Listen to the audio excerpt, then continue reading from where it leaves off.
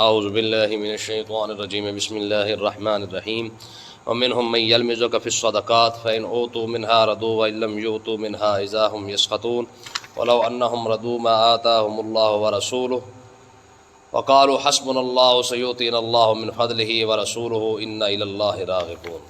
سبحان اللہ۔ یہ آیت منافقین کے بارے میں،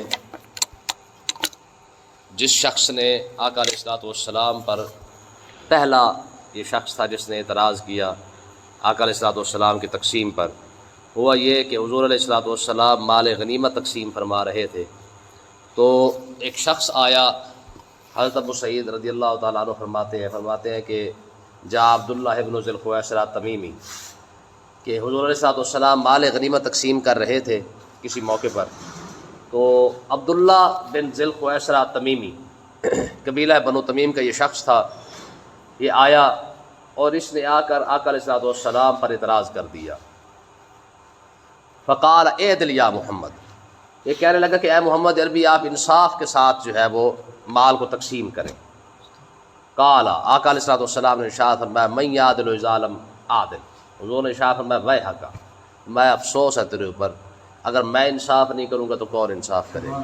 سبحان اللہ۔ ٹھیک ہے، یہ پہلا شخص تھا جس نے آقا علیہ الصلوۃ والسلام پر اعتراض کیا، ٹھیک ہے، اور یہی پہلا شخص تھا جو خارجیوں کا باپ بنا اور خارجیوں کی بنیاد اسی سے پڑی، ٹھیک ہے، جتنے بھی خارجی بعد میں نکلے سب خارجیوں کا جو بنیاد تھی وہ اسی سے ثابت ہوئی اور اسی سے نکلی۔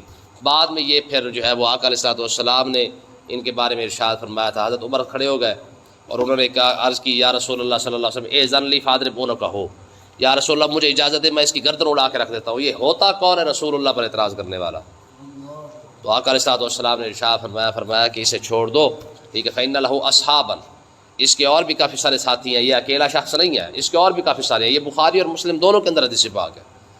فإن لہ اصحابا، حضور نے ارشاد فرمایا اس کو چھوڑو، یحقر احدکم صلاۃ مع صلاتہم وصیام مع صیامہم، حضور نے ارشاد فرمایا کہ ان کے ساتھی ایسے موجود ہیں، یا اپنا ہوگا کیا، فإن لہ اصحابا یحقر احدکم صلاۃ مع صلاتہم وصیام مع صیامہم، حضور نے ارشاد فرمایا ان کی نمازیں تمہاری نمازوں سے زیادہ جو ہے وہ اچھی ہوں گی، ان کے روزے تمہارے روزوں سے زیادہ اچھے ہوں گے، یعنی پڑھنے کے لحاظ سے، رکھنے کے لحاظ سے، ٹھیک ہے، تم جب ان کے سامنے اپنی نمازوں کو پڑھو گے تو تمہیں اپنی نمازیں حقیر نظر آئیں گی، ٹھیک ہے، یقرؤون القرآن لا یجاوز حناجرہم، حضور نے ارشاد فرمایا یہ ایسا قرآن پڑھیں گے کہ سننے والا بندہ حیران رہ جائے گا، لیکن ہوگا کیا، فرمایا یقرؤون القرآن لا یجاوز حناجرہم، فرمایا قرآن ان کے کیا کہتے ہیں گردن سے نیچے نہیں اترے گا، قرآن ان کے سینے پر نہیں اثر کرے گا، یہ ایسے لوگ ہوں گے۔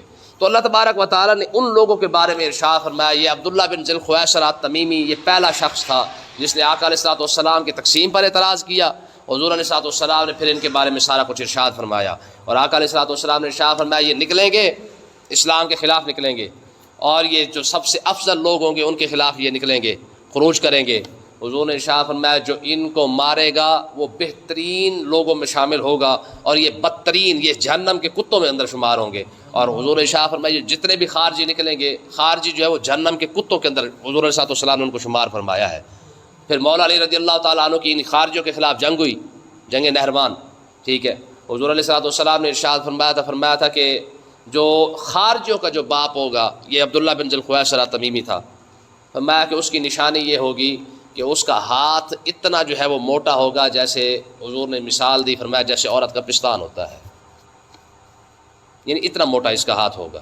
مولا علی رضی اللہ تعالیٰ عنہ کے مقابلے کے اندر یہ جنگ کرنے آیا، اور اس کا نعرہ کیا تھا، ان الحکم الا للہ، ٹھیک ہے، حکم صرف اللہ کا۔ مولا علی رضی اللہ تعالیٰ عنہ نے فرمایا کلمۃ حق ارید بہا باطل، میں بات سچی کر رہا ہے لیکن اس سے جو مراد لے رہا ہے وہ غلط لے رہا ہے، بات صحیح ہے لیکن یہ اپنے فائدے کے لیے یہ بات لے رہا ہے، کلمۃ حق ارید بہا باطل، فرمایا کہ بات تو صحیح ہے کہ باقی حکم تو اللہ کا ہی ہے، لیکن ان الحکم الا للہ، یہ جو بات کر رہا ہے یہ بات ٹھیک ہے لیکن اس سے مراد کیا لے رہا ہے، غلط لے رہا ہے۔ وہ کہتا ہے جی فیصلہ صرف اور صرف اللہ کا، جیسے آج ہماری قوم نکلی پھرتی بھی صرف اللہ کو مانو، ٹھیک ہے جی۔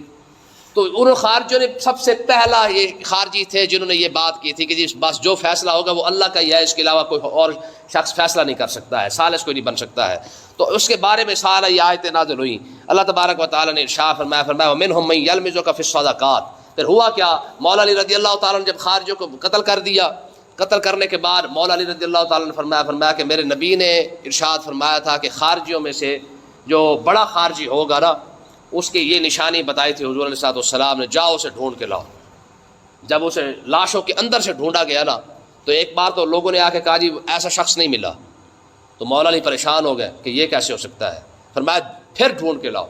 پھر گئے اور پھر لاشوں کو اٹھا کے سائڈ پہ رکھا، تو یہ سب سے نیچے مرا پڑا تھا، پھر اس کو اٹھا کے لائے اور سب کے سامنے رکھا۔ تو مولا علی رضی اللہ تعالیٰ نے جب اس کی نشانی کو دیکھا نا، تو آپ نے سجدے کے اندر سر رکھ دیا کہ شکر الحمدللہ، مجھ سے جو ہے وہ جہنم کے کتے ہی جو ہے وہ مارے گئے ہیں، میں تو یہ سوچ رہا تھا کہ مسلمان ہی نہ مطلب ہے کہ مجھ سے یہ شہید ہو گئے ہوں۔ تو یہ سارا جو ہے وہ آقا علیہ السلام کا ایک فرمان ہے، حضور نے شاہ فرمایا میں قرآن کی تنزیل پر جنگ کر رہا ہوں، اور میرا علی قرآن کی ترتیب پر تعدیل پر جو ہے وہ جنگ کرے گا، ٹھیک ہے۔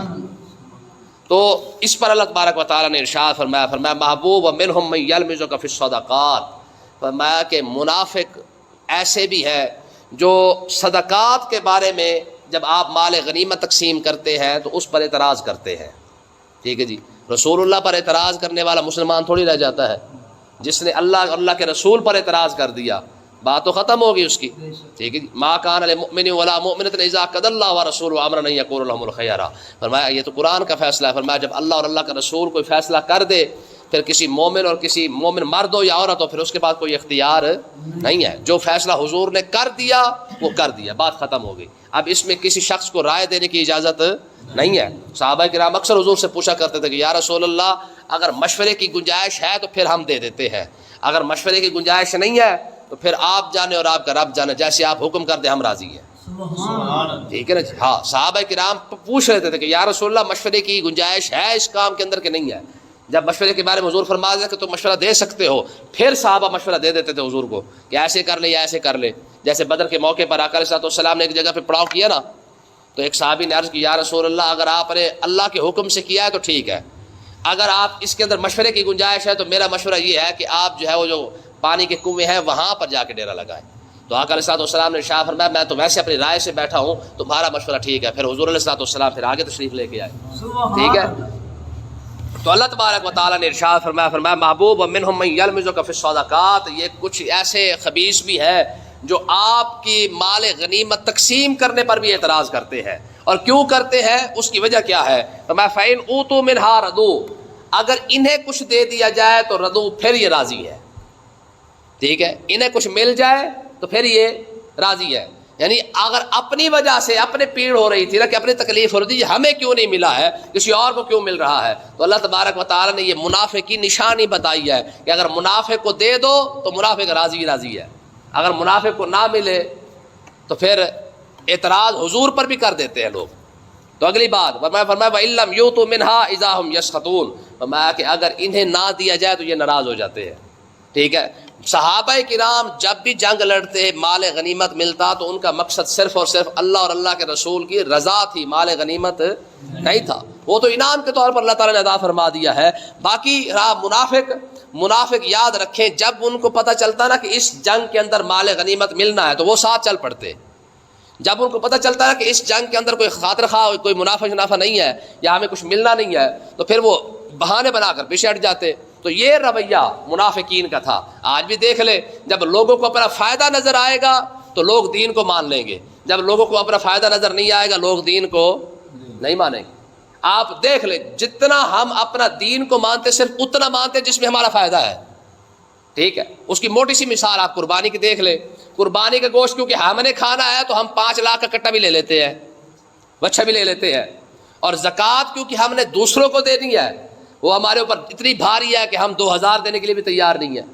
محفل میلاد ہے اس کے اندر ویڈیو بن رہی ہے تو پیسہ پھینک رہا ہے کیونکہ اپنا فائدہ ہے، مشہوری ہو رہی ہے، اور اگر ویڈیو نہ بن رہی ہو یا کیمرہ آگے پیچھے ہو تو پھر کسی اور کو دینے کے لیے تیار ہے۔ وہی محفل میلاد کے اوپر جو 500 1000 کا پیسے پھینک رہا ہے اسے کہہ رہا کہ جناب کسی غریب کو بھی کھانا کھلا دے، ساتھ چلو کسی مریض کو دوائی لے کے دے دے، تو سوال ہی پیدا نہیں ہوتا ہے۔ اسی طریقے سے سیم یہی بات ہے کہ دیگے پکا کر لنگر تقسیم کرنے والا بندہ، یاری پاک ہے جی، ہر مہینے یاری کھلانے والا بندہ، یاری پر تو جناب والا 2 دیگے بھی پکا دی ہیں، 10 دیگے پکا دی ہیں، یہ تھا وہ اس وقت تھا جب لوگ دیکھ رہے ہیں یا کھانے آ رہے ہیں۔ اور اگر ویسے کسی کی ہیلپ کرنی پڑ جائے تو پھر تو منافق کا تو یہی طریقہ تو تھا کہ منافق ہر اس کام میں شامل ہوتے جس میں ان کو پیسہ ملتا یا مال غنیمت مل جاتا. تو اگر ان کو مال غنیمت نہ دیا جاتا تو اللہ تعالیٰ نے ارشاد فرمایا وَإِلَّمْ يُؤْتَوْا مِنْهُمْ إِذَا هُمْ يَسْخَطُونَ، فرمایا کہ اگر منافق کو نہ ملتا تو یہ ناراض ہو جاتے. ٹھیک ہے، تو وہی رویہ تو ہو گیا جو ہمارا رویہ ہے. ٹھیک ہے، منافق پیسے کی خاطر جو ہے ان کو ملتے تو ٹھیک ہے، نہ ملتے تو ناراض. اور آگے اللہ تعالیٰ نے ارشاد فرمایا وَلَوْ أَنَّهُمْ رَضُوا مَا آتَاهُمُ اللَّهُ وَرَسُولُهُ، فرمایا کاش کہ منافق اس بات پر بھی راضی ہو جاتے ما آتاہم اللہ ورسولہ، جو اللہ اور اللہ کا رسول انہیں عطا فرما دیتا. ٹھیک ہے جی، مومن تو اس بات پر بھی خوش ہے. ٹھیک ہے جی، صحابہ کرام کو کئی مرتبہ ایسا ہوتا تھا کہ مال غنیمت تقسیم ہو رہا ہے، آقا علیہ الصلوۃ والسلام نے صحابہ کو دیا ہی نہیں. ٹھیک ہے، حنین کے موقع پر جب جتنا مال غنیمت ملا حضور سارا کا سارا جو سرداران تھے نا سارا ان میں تقسیم کر دے، صحابہ کرام کو نہیں دیا. لیکن کسی صحابی نے اعتراض نہیں کیا اور یہی عرض کرتے یا رسول اللہ جیسے آپ کا دل کرے آپ کر دیں. کسی صحابی نے اعتراض نہیں کیا. تو اللہ تعالیٰ نے یہی بات ارشاد فرمایا وَلَوْ أَنَّهُمْ رَضُوا مَا آتَاهُمُ اللَّهُ وَرَسُولُهُ. مومن کی شان کیا ہے؟ مومن کبھی بھی اللہ اور اللہ کے رسول سے کوئی طمع کوئی لالچ نہیں رکھتا. ہاں کاش یہ راضی ہو جاتے جو کچھ اللہ عطا فرما دیتا یا اللہ کا رسول عطا فرما دیتا. تو اس کا مطلب یہ ہے یہاں پہ شرک نہیں ہو رہا. ویسے تھوڑی سی گنجائش ذرا یہاں سے بھی نکال کے دیکھ رہے، یہاں پہ اللہ تعالیٰ نے عطا کرنے میں اپنے رسول کو بھی ساتھ شامل کر لیا ہے. ٹھیک ہے، میں بھی عطا کرتا ہوں، میرا رسول بھی عطا کرتا ہے. اب دیکھیں نا بات تو وہی آ گئی ما آتاہم اللہ ورسولہ، اللہ بھی عطا کرتا ہے اللہ کا رسول بھی عطا کرتا ہے. یہاں تو شرک والا کوئی مسئلہ نہیں نظر آ رہا اور ہے بھی قرآن. ٹھیک ہے، تو اس کا مطلب یہ ہے کہ قرآن مجید کی آیت ہے نا من یطع الرسول فقد اطاع اللہ، فرمایا جس نے رسول اللہ کی فرما برداری کی ہے اس نے رب کی فرما برداری کی ہے. ٹھیک ہے، تو اسی طریقے سے جب تم نے رسول اللہ کی فرما برداری کر لی تو بات دیکھیں نا جی، وہ بڑا مشہور واقعہ جو سورہ غروب ہونے والا ہے مولا علی کا. ٹھیک ہے جی، سورہ غروب بھی ہو گیا، نماز بھی رہ گئی، سارا آپ نے واقعہ سنا ہوا ہے. لیکن اگر دعا کے اندر آقا علیہ الصلوۃ والسلام کے الفاظ دیکھیں نا بڑا حیران رہ جاتا ہے. حضور نے کیا دعا مانگی تھی جب سورہ غروب ہو گیا تھا؟ آپ نے دعا کیا مانگی؟ کہا پروردگار اللہم انہ کان فی طاعتک و طاعت رسولک، پروردگار علی تیری بھی اطاعت کر رہا تھا، تیرے رسول کی بھی اطاعت کر رہا تھا. سبحان اللہ. ٹھیک ہے، اب دیکھیں یار حضور کی فرما برداری ہو رہی ہے، آرام تو حضور کر رہے ہیں، آرام تو سرکار کر رہے ہیں. مولا علی رضی اللہ تعالیٰ عنہ حضور کی آرام کی خاطر نماز چھوڑ کے بیٹھے ہوئے ہیں. اگر بظاہر فتوے کو دیکھا جائے رب کی تو نافرمانی ہو رہی ہے، نماز جو چھوٹ گئی ہے رب کی تو نافرمانی ہو گئی. بظاہر تو یہی ہے نا، فتویٰ تو یہی ملے گا. اگر کوئی شخص نماز نہیں پڑھ رہا رب کی نافرمانی کر رہا ہے نا. مولا علی نماز چھوڑ کے بیٹھے ہیں، بظاہر اگر دیکھا جائے استغفر اللہ سمجھانے کی بات ہے، بظاہر دیکھا جائے تو اللہ تعالیٰ کی تو نافرمانی ہوگی، رب کی تو نماز چھوڑ دی مولا علی نے. لیکن حضور نے دعا کیا مانگی؟ کہا اللہم انہ کان فی طاعتک، پروردگار علی تیری فرما برداری کر رہا تھا، وطاعت حبیب کا وطاعت رسول کا، اور تیرے رسول کی اطاعت کر رہا تھا. مطلب یہ ہے کہ میری آرام کی خاطر بیٹھا تھا، اور جو میری آرام کی خاطر بیٹھا ہے، جو میری فرما برداری کر رہا ہے، تیری فرما برداری تو اسی کے اندر شامل ہے نا، کیونکہ رب کا فرمان ہے من یطع الرسول فقد اطاع اللہ، جس نے رسول اللہ کی فرما برداری کی اس نے اللہ کی فرما برداری کی ہے. ٹھیک ہے، تو یہی بات اللہ تعالیٰ نے یہاں پہ ارشاد فرما دی وقالوا حسبنا اللہ سیؤتینا اللہ من فضلہ ورسولہ. دیکھیں یار الفاظ فرمایا کہ کاش کہ وہ یہ بات کہہ دیتے کہ حسبنا اللہ، ہمیں اللہ کافی ہے، سیؤتینا اللہ، جو اللہ تعالی ہمیں عطا فرما دے، من فضلہ ورسولہ، اپنے فضل سے اللہ بھی عطا فرما دے، اللہ کا رسول بھی اپنے فضل سے عطا فرما دے، ہمیں وہی کافی ہے.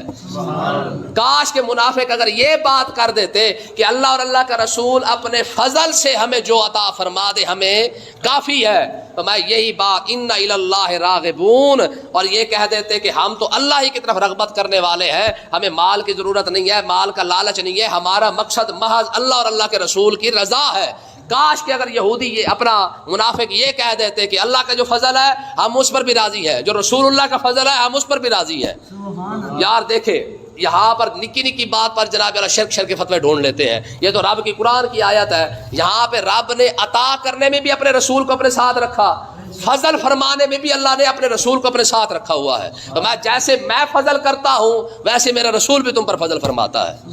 ٹھیک ہے نا جی. اب دیکھیں نا موٹی سی مثال ہے، قرآن مجید کے اندر کتنی چیزیں ہیں جن کو اللہ تعالیٰ نے حرام قرار دیا ہے.